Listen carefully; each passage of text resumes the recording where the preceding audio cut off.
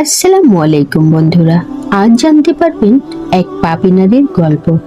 মুসা নবী ও পাপী নারীর গল্প।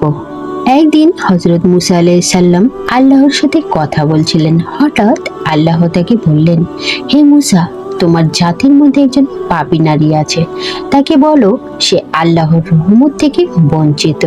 হযরত মুসা আলাইহিস সালাম অবাক হলেন এবং ভাবলেন, কে হতে পারে সে।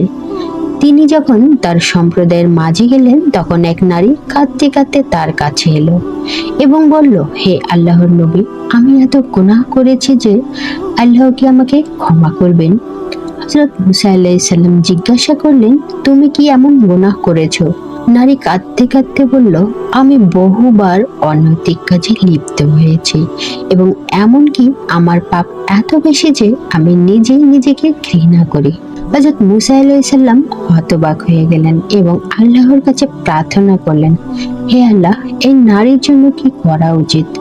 আল্লাহ বললেন, হে মুসা, তুমি কি জানো এই নারী কি করেছে?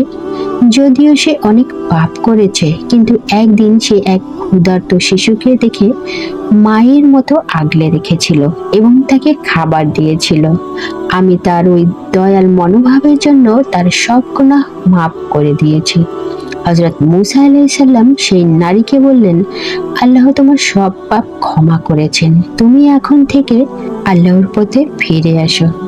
নারী কেঁদে কেঁদে আল্লাহর দরবারে তওবা করলো এবং তারপর সে পুণ্যর পথে চলতে শুরু করলো। এই গল্প থেকে আমরা শিক্ষা অর্জন করেছি, আল্লাহর দয়া এত বিশাল যে সত্যিকারের তওবার মাধ্যমে যে কোনো পাপ ক্ষমা হতে পারে। অন্যর প্রতি দয়া ও ভালো কাজের জন্য গুনাহ মাফের কারণ হতে পারে।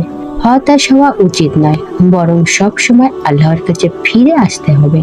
আমাদের জীবন যতই পাপী থাকুক, যদি আমরা আন্তরিকভাবে তওবা করি এবং ভালো কাজে নিজেদের নিয়োজিত করি, মহান আল্লাহ রাব্বুল আলামিন আমাদেরকে ক্ষমা করবেন ইনশাআল্লাহ।